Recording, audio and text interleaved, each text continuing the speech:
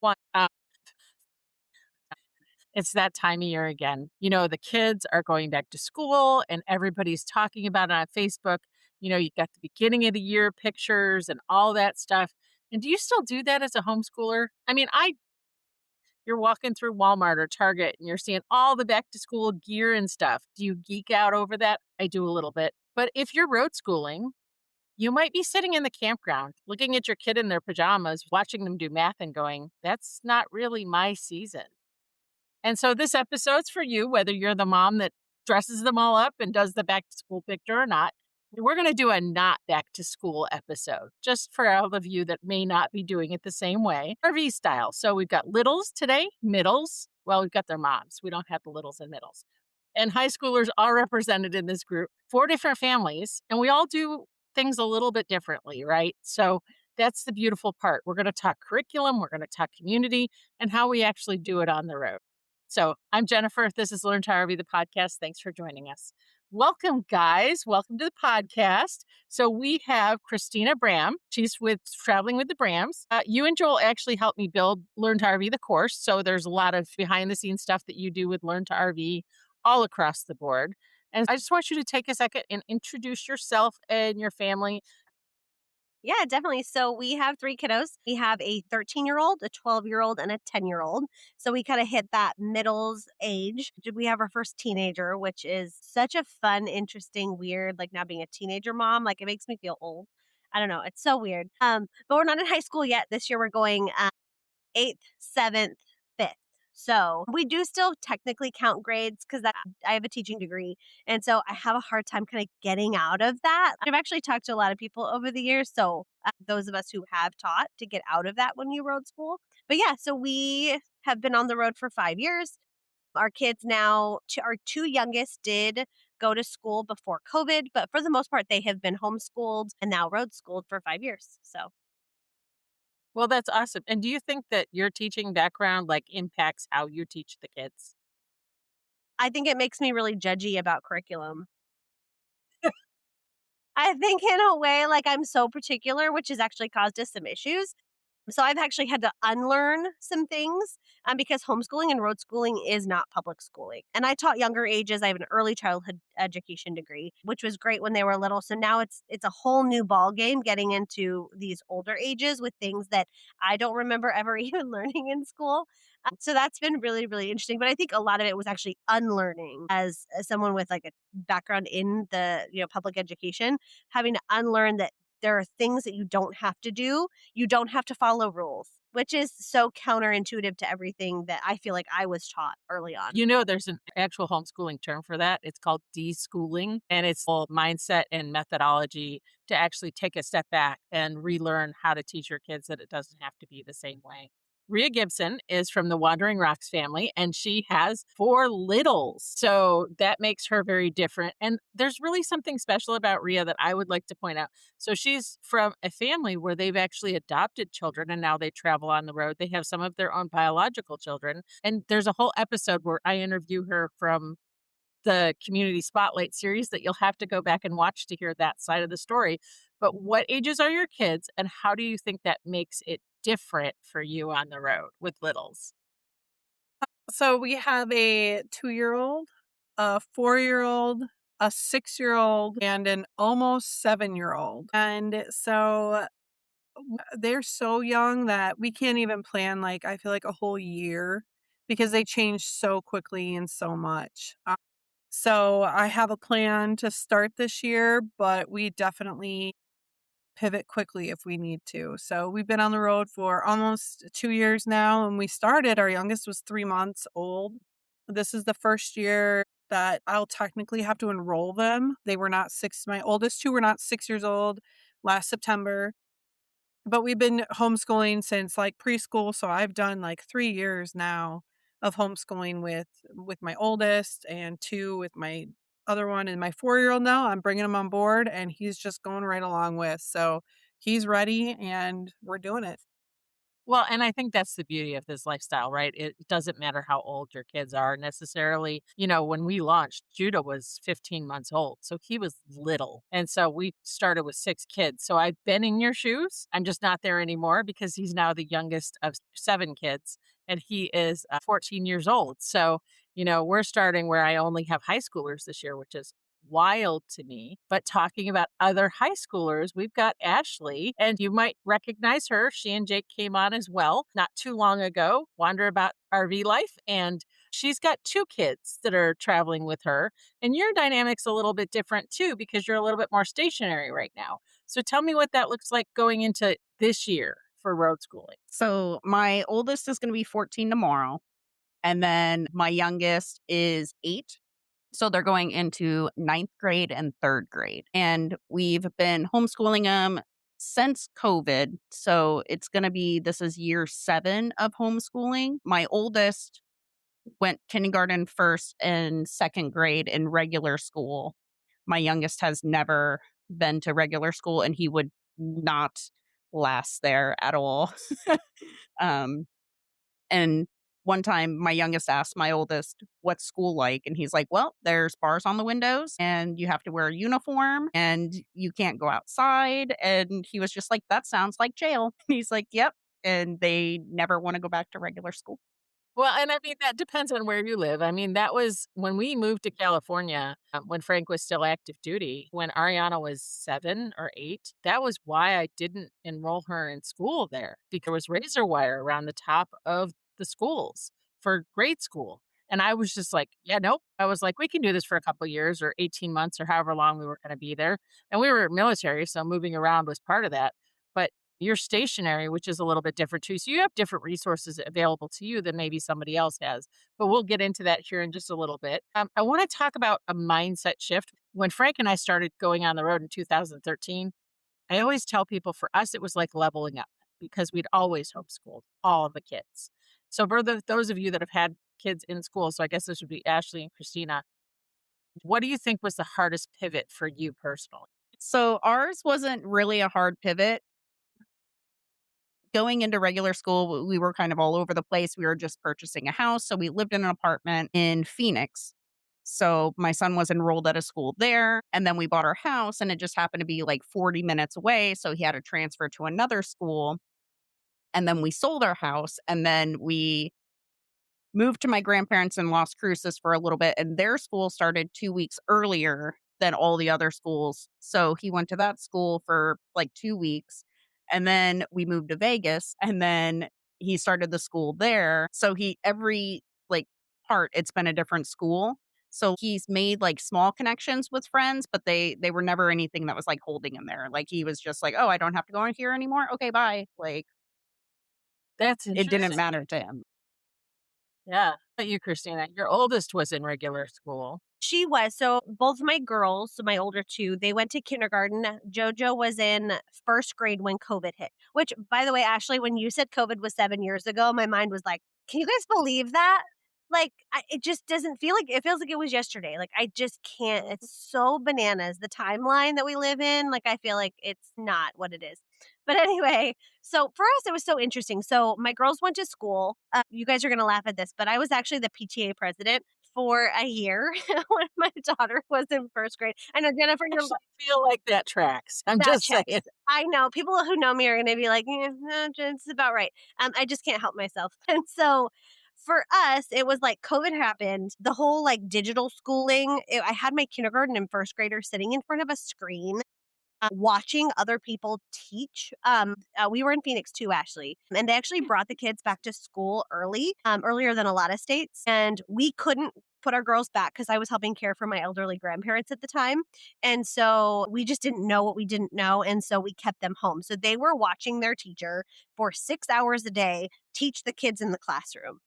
And it was crazy. They're kindergartners and 1st graders. Like, and again, with the teaching background, I'm like, this doesn't make sense. Like, they're supposed to be hands on and cutting and learning and physically moving around, and they're staring at a screen. So for us, like, even Mhm. as the PTA president, we like just pulled out. And so at the point that we went home, my husband was working digitally. That was the thing for us to even get on the road was like, okay, we went down a path because this is just what you do. You buy a house, you put your kids in school, you have soccer practice, you check all the boxes in life, right? And so COVID really let us like disconnect from the matrix. And so for us, that included school. And so when we Mhm. homeschooled, it was like, well, why couldn't we road school? Why couldn't we go on the road and just take the show down the road? Why not? I think I wouldn't say it was hard as much as it was just like a total disconnect from what we always thought was supposed to be done. And so at the point we rewrote our whole story, everything was off the table. At that point, it was like, well, we can literally do whatever we want. The rules don't matter anymore. Um, and so that's kind of how we took the road schooling journey. But again, it was that unlearning process for us. Yeah. I mean, that is a real thing, having to unlearn that for sure. So we've all talked about having mid kids on the road and they're so engaged, right? I mean, in some ways, till they get to a certain point, they're willing to go on that hike. They're willing to go to the pool. They're willing to go make friends at the playground. But let's talk littles for a minute because I remember feeling like that was a lot, right? At first. I look back at that now and I think, oh, it was so much easier then. And so Rhea probably doesn't feel that way yet. But I'm now at a point where I have to drag them out of bed by 11 o'clock in the morning to get them just functioning for the day. Where when they were little, yes, it was an early morning, but I could go down to the park and meet other moms, and they didn't care if they made real connections. We could go to a playground and fill that bucket, so to speak. So, Rhea, what do you think is the hardest part about having littles on the road? I know what it was like back then, but it's different now too, because after COVID, I think people aren't nearly as friendly as they used to be. Right. It's it's funny how much we're talking about COVID, but it did really impact our decision to homeschool too. We drive by a playground and they say my friends are there because there's little humans that are the same height as them. So of course they're their friends. So that is great. We'd have made some connections and so they do miss their friends. Prior to going on the road, we didn't really know anybody that homeschooled, and we had already chosen to homeschool, whether we were stationary or in a house or in a boat, whatever. We knew we were going to homeschool, but they didn't know any other homeschooled children. So they were, excited to ride the bus and get new backpacks and all these things that are like public school things. So it's been really almost more helpful running in and I pointed out, I'm like, our friends aren't out because they're doing their reading, or I know that they do a field trip today, or just knowing that these other families are homeschooling, I think it just kind of normalizes it a lot for us. And so that's been really great.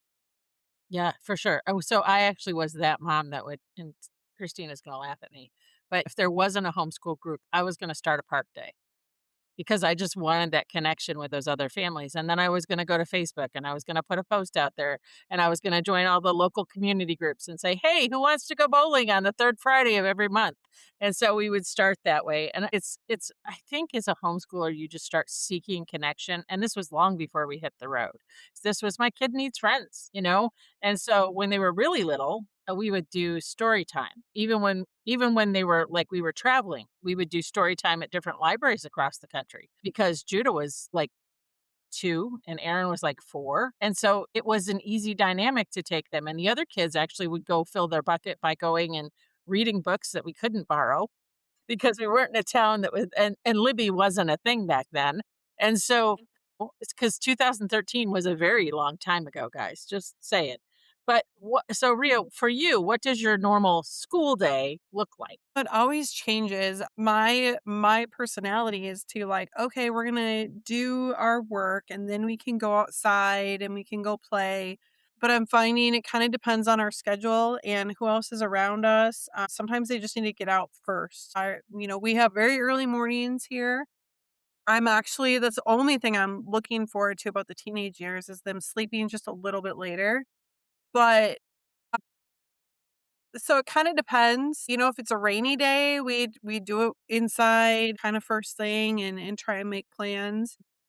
My husband works until 4 or 5 o'clock, and sometimes we do a lot of our reading, like one-on-one time, in the evenings. So especially like in the summer when it gets darker earlier and they still are, awake and ready to go and do stuff, we'll kind of save some of that for later. So it changes. Yeah. This year we're doing like a curriculum together. So my 4 and 6 year olds will all do it together. Um, and we'll see how that goes. I mean, language arts are all in a different place with that, but I'm excited to like kind of get them all together. And I think that's going to kind of feed each other. You know, the 4 year old's going to want to sit there and participate with the older kids, and the older kids like being the big brother and big sister. So I'm excited for that. I'm very optimistic for this year. That's exciting. That worked really well for me teaching them together until the younger one started reading better than the older one, and then that didn't go so well. That was angry children over that. So, because I had a math kid at the top and then a reading kid at the bottom, you have to know your kids' learning styles too. What would you say, like practical encouragement, just a tip for families with littles that are traveling? I think whether you're traveling or not, homeschooling in general, people try to make it public school at home, and they think it's 7 curriculums and or subjects and sitting at the desk all day long. That's not the case. Even, 15 to 30 minutes, especially with young kids, like 15 to 30 minutes working on something together, and they learn so quickly and it changes and just leaps and bounds. It amazes me what they pick up on. So, Well, and there's so much education in play. Like, mhm, there's so much education in play, yep, especially at that age. yeah. So don't overwhelm yourself. I think when you're first starting out, don't overwhelm yourself and think you have to check off 100 boxes and the perfect schedule.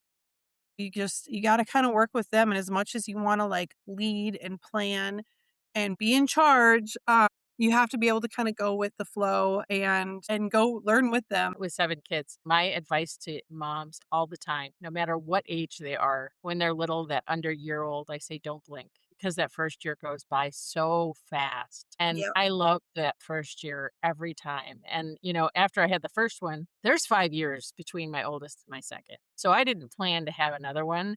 And then somewhere between the equation, God had a sense of humor because I wanted 1 and Frank wanted 6, and we have 7.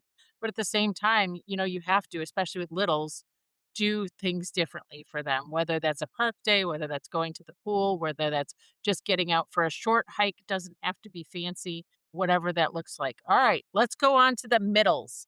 Let's go 4th through 8th grade. We'll call those middles. This is where I think things get a little more interesting. They start having some real opinions, real friendships start forming, and they're the kind of friendships that they start missing. And on the road, that can be challenging. And then academic content can start mattering more to them, like what they like to do versus what they don't like to do.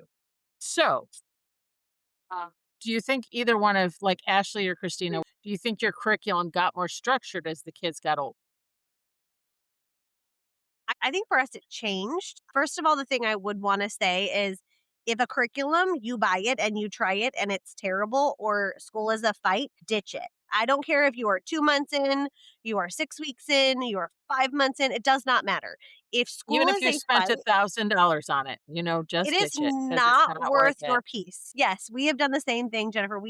So I always say like we're constantly changing. I know I joked about being judgy about curriculum, but a lot of it came down to like the learning style and then the transition of when we're with friends versus not with friends. What is something that we can do all the time that works for all my different learners? And so I would say we have gotten more structured because they've needed more structure because of their opinions and the way that they can handle the variability without it turning into a fight. Because as they get more opinionated and as they lose the glimmer of school is fun, not that they don't think it's fun, but they think it's different, right? It's not the same as when we're doing a lot of more hands-on. I have one who doesn't like math, I have one who doesn't like reading, and every day they leave that to the last minute. So, we've had to have creative ways to build that structure and change curriculums in different seasons. Yeah, we noticed from when it went from like kindergarten, first grade, second grade would get a little bit like more difficult. And then this year, my youngest is going into third grade. And I took a sneak peek at like what he would be learning. And it jumps a little bit, but the curriculum we use, it tries to keep it fun.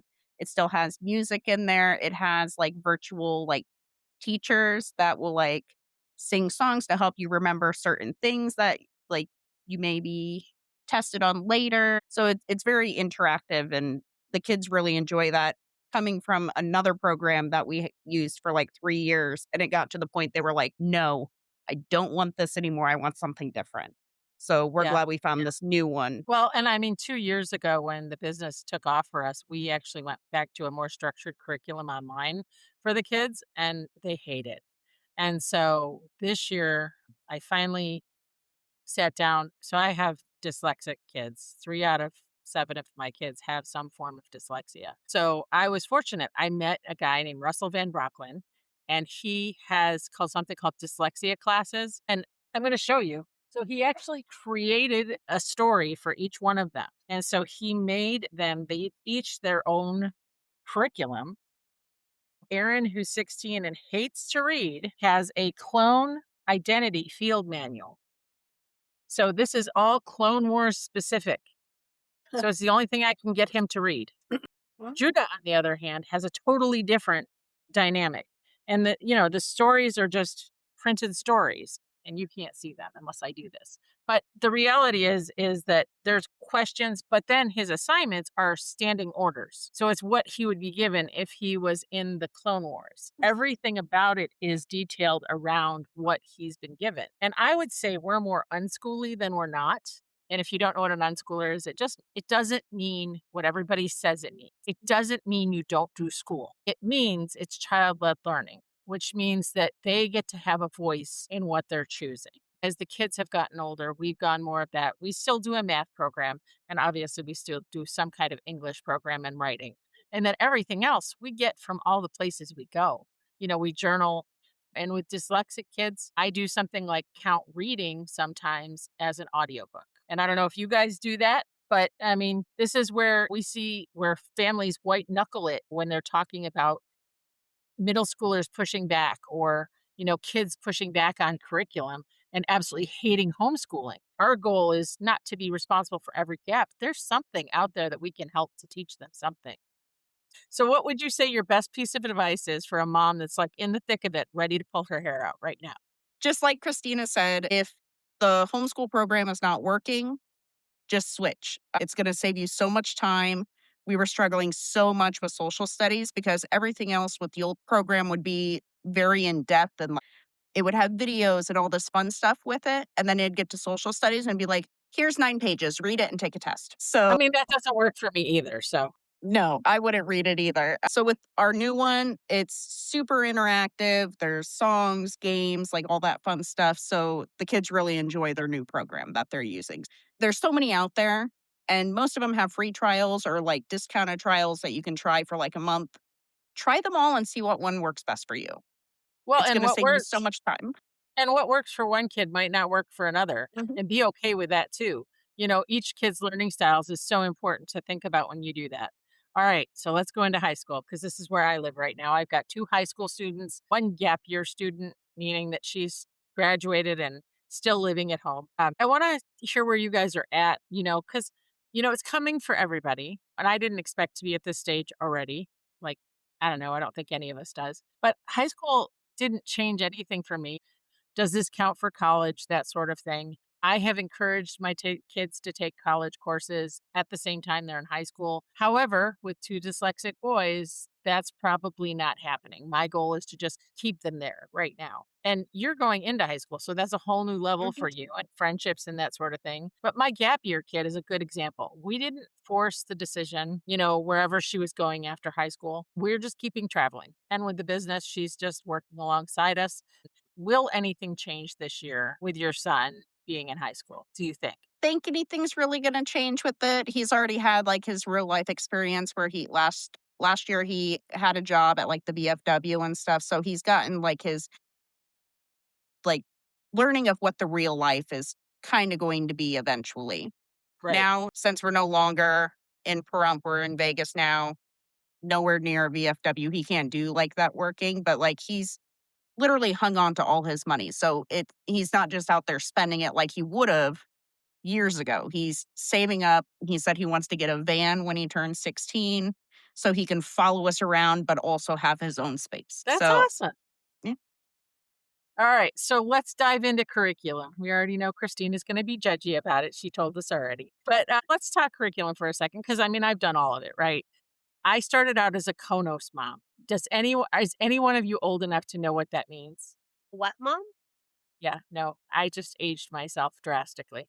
So Konos, Konos, was a unit study program that was built by a woman named Jessica Halsey. And she had this beautiful unit study curriculum that was just 3 volumes. Volumes. They were like, I don't know, 5 inches. They were like phone book thick. And so you went through each one, but you studied all sorts of things. So, like when you studied bees, you studied systems. When you studied the ear canal, we built an ear canal under my kitchen table when the kids were little.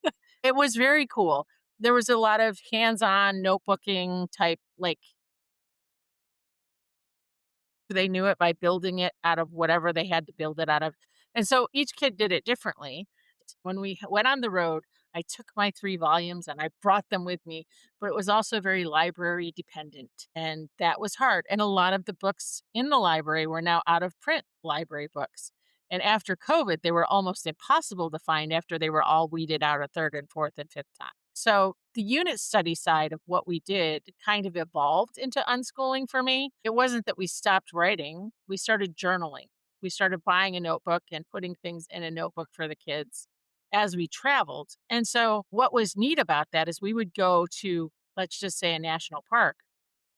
Hezekiah might pick that book up and draw you a spider from the park, where Micah might show you the trail, where Justin might show you something else, and Gus might sit down and show you the painted picture that she drew.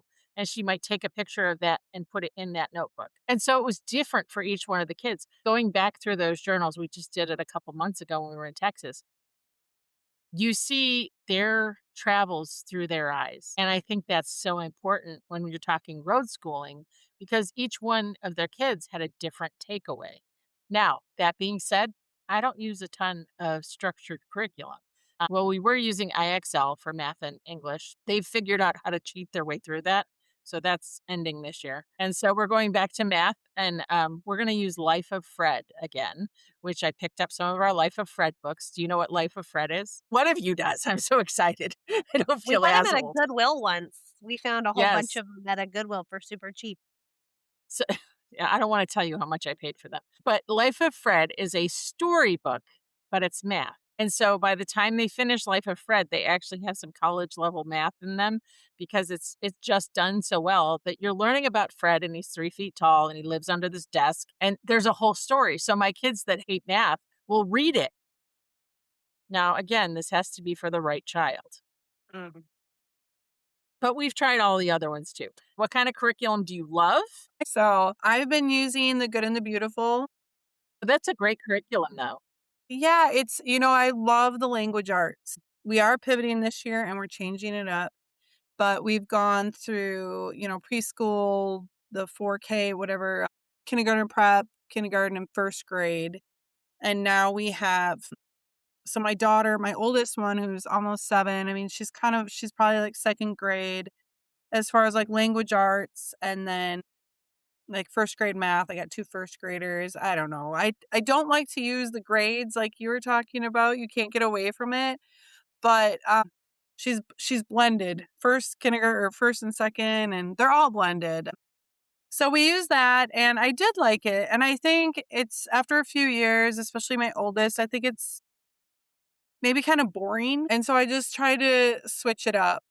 So we're moving to math with confidence for math.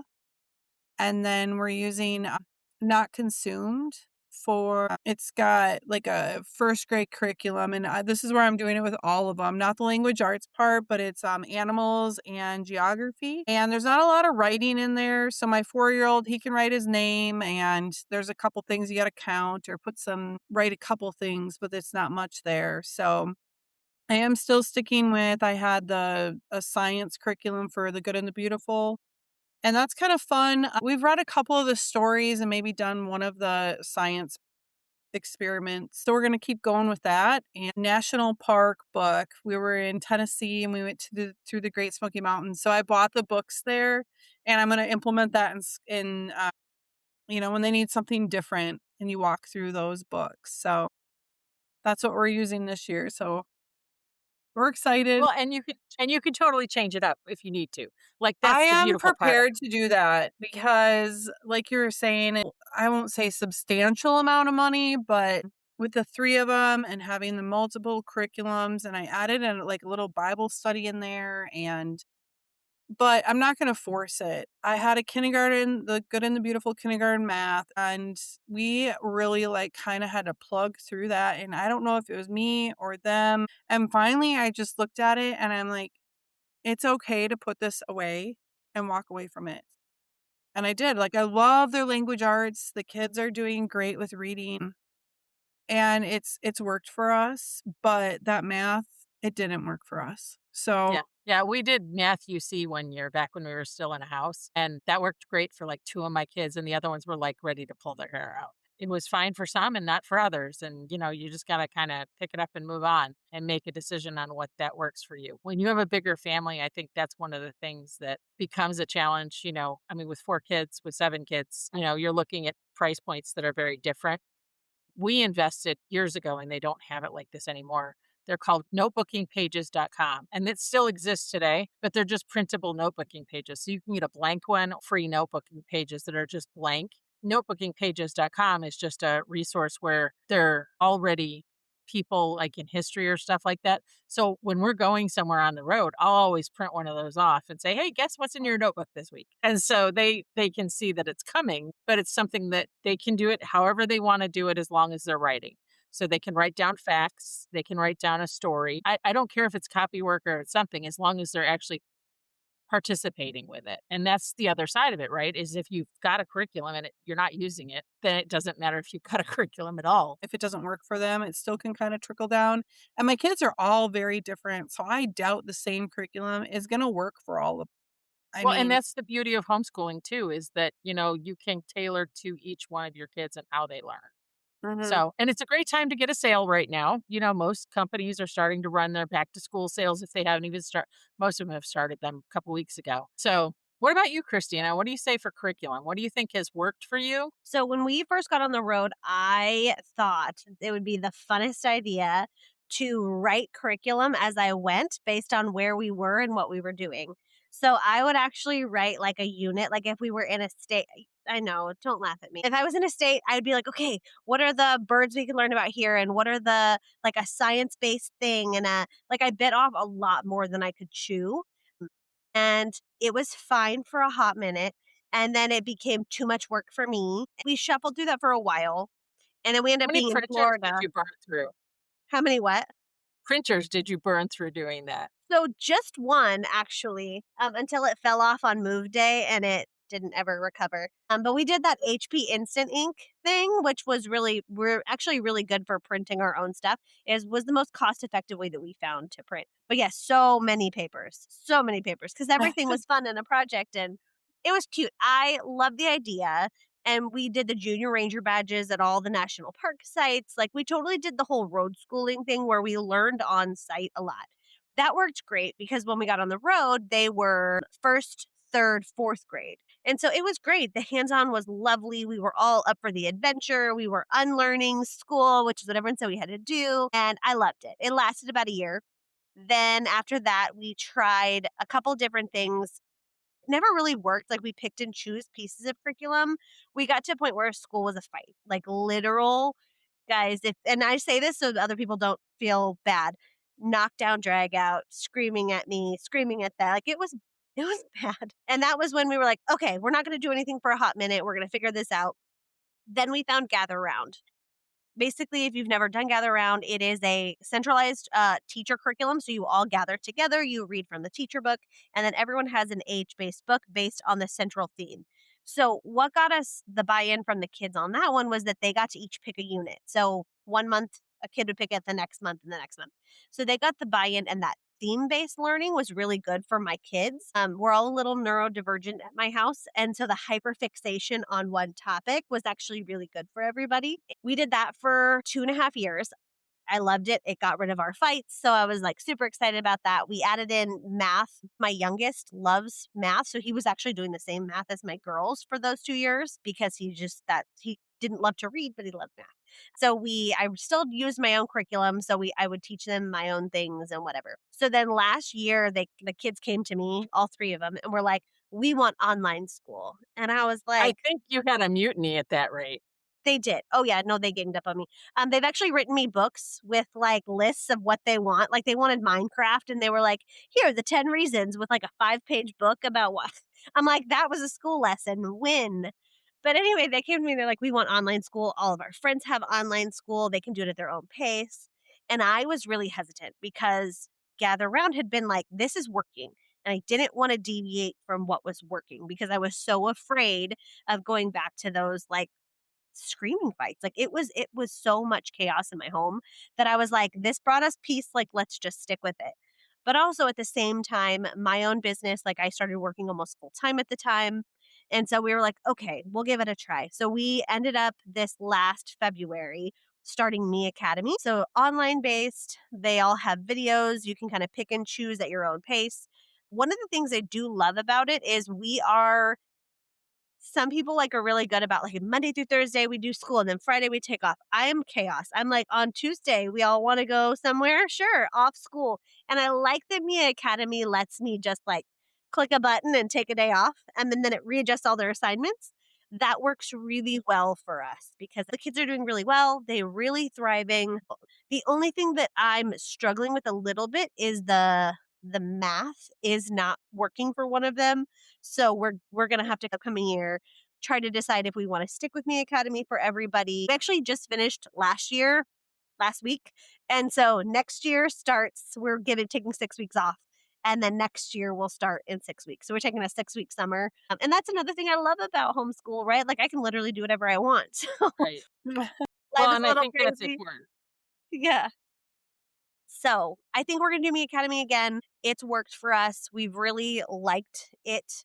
All the ones I researched, like you said, IXL, Excelis, like there's pros and cons to every single one. When I looked at my learners, we said, okay, I think Me Academy is the one that would work best for us. And that's where we've landed right now. Mhm. That's awesome. And you, Ashley, do you use Me Academy too, or is it something different? Nope, we also use Mia Academy, and then my oldest will be using Mia Prep this year. And what's the difference between Me Academy and then Mia Prep? Can you So explain that? Mia Prep is specifically for 7th through 12th grade. So Mia Academy runs from like pre-K to 8th grade, but with the prep you can do 7th and 8th if you wanted to do that. It's just a little bit more advanced, but the kids love that they can do introduction to computer programming. They can learn Spanish. They can pick and choose what items they want on there. But I noticed you both said they were kind of having issues like with math. One thing that worked with my kids, there's another program, I think it's free, but it's called Cons Academy. Yep. Yep. And it's a math game. That's So it's like that's a actually video what I game. just looked up. So I was gonna And it's a video game, and you're running around and you get to like a dragon, and to slay the dragon, you have to complete the math problem. And you can select the age that your child is, so that way if it's a younger child, it's going to be like addition and like sometimes division if they're doing like really well with it, and like multiplication. But then if they're older, it's going to be a little bit harder, and you can do battles with there. And then if you have friends that also have it, you can battle them together, and you're kind of going back and forth like a team. Like it's super fun. yeah. Sounds fun. Yeah. It is fun. It's a gamifying, Mm. education one day at a time. All right. Well, let's jump into schoolroom on wheels because, we all decided to take this on the road. I know that my kids have more screen time now than they ever had, especially with travel days. We also do Outschool. My boys have one class on our school each. They take a Dungeons and Dragons class, which is once a week, which is very structured because it's the same time every week with a teacher. And so Thursdays and Fridays are now not my own because of that. Rhea, do you let your littles have screen time? And if so, how much? They have my three oldest, they have a tablet. They each have tablets and we use them in the car. We have them pretty locked down. So it's Khan Academy. We have that app and we have it set to like preschool or 5-year-old, and they can do drawing on there and math and videos. And they're like PBS, like real videos of like grasshoppers and learn about snakes. And So they have that and PBS Kids and videos, PBS Kids games. That's really what they have on their tablets. They're not interested in them when they're at home, really. Just mainly in the car, we use it for travel days. So they do get a little bit, but they didn't touch them for like 2 months. As far as TV, we try and keep, if we're watching stuff together or during the morning, like we're kind of been on summer break. Like I do like to say I homeschool all year round, but I try and keep the curriculum within a school year because we do tend to come home to our hometown for the summer and we have a lot to do here. So it's nice not to have that break. But if we're talking about something and we're out fishing, and we're taking a break and we're at home and then we watch, like, oh, well, what was that fish we were talking about? And we'll go look up the video or something like that. So they do a little bit. I mean, we do watch TV, and then they just my 6-year-old, we got him a Nintendo, like a Nintendo that's preloaded with the original Nintendo games. So he's playing like Mario Brothers for the first time. And so they do a little bit of that, but they're still not super interested in video games. I mean, they're pretty little. The Mia Academy, I was this close to signing them up, and I decided to try a different curriculum before getting them on screen time for school because I feel like I'm just putting that tool in my pocket. And when they're just kind of burned out, like I love books. I want a pen or pencil and a notebook and books. And so I'm holding on to that too. I mean, they're just really starting. Yeah. So I'm holding off on any online school yet. Maybe they'll probably gang up and approach me like Christina's did. Well, one online tool that I was introduced to when Aaron was really little, and it's still out there. It's called Teach Your Monster to Read. And it was so funny. So, my friend Stephanie used to sell Usborne books. Anyways, once a year it went on sale for free. And so I still have that free version that was a full version, and they do it once a year. But it's a British voice actor that does all of it. And so Aaron was like 4.5 when we learned about this. And so I would put on my phone, hand him my phone, let him do it in the car, whatever. But when he learned to read, he only read in a British accent. That's so cute. He's better now. He's 16. But, for the first 5 years of his life, when he read something, he turned British. He sounded like Kipper. And so it was a lot of fun. That's funny. All I'll right. have to look at that. Yeah. So this one's kind of a lightning round. Ready? So one curriculum you'd never go back to. Oh, there's no bad ones. Writing my You own. mean like Which one? a program? Yeah. Time for learning. Oh. That didn't fit for your kids. Yeah, it didn't fit for No. mine either. We tried that one. So we tried that one before IXL. It wasn't a good fit for us Yeah, either. we did it for 2 years.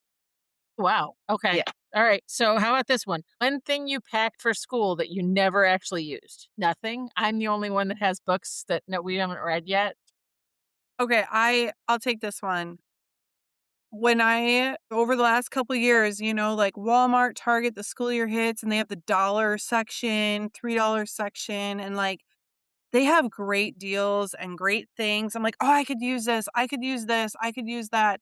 And then all it becomes is like a big, huge responsibility of things to use, like little flip through things of sight words and math flashcards. And this year I packed it all up and I put it in my mom's attic because I just have a book and it's everything's in there that I need. I don't need to add something else because the kids don't think the math flashcards are fun. I don't know what it is, but I've gotten rid of all those little extra things that you think are super cute as the teacher, as the parent buying them.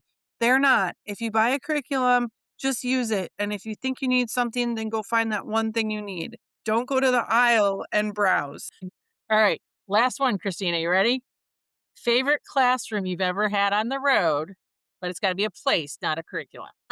We actually bought a library card when we were in one place. We were going to be there for like 4 months in the same area, moving around. We bought a library card. We go do school there. And we'd switch up doing it there or outside of a Starbucks. We would sit outside of Starbucks and do school. So does that count?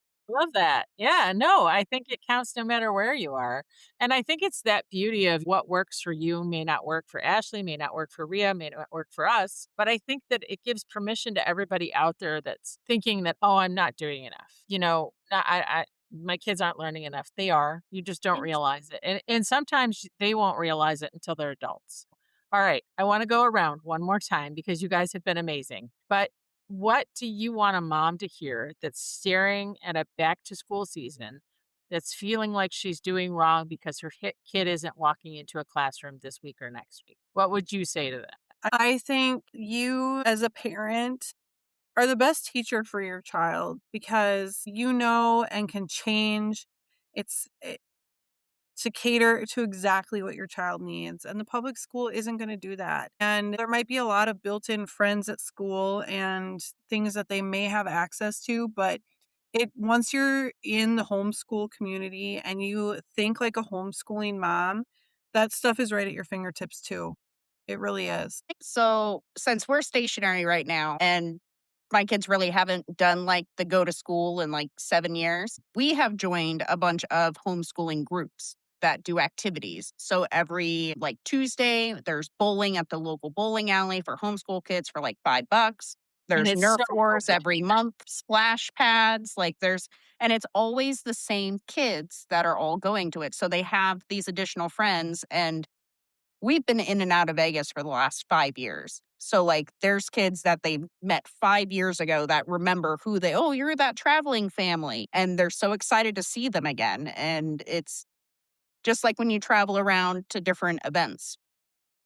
You see some of the same people, and sometimes you meet new people, and then you get excited when you see those people again. I love that. And I guess the only thing that I would say is the old adage comparison is the thief of joy.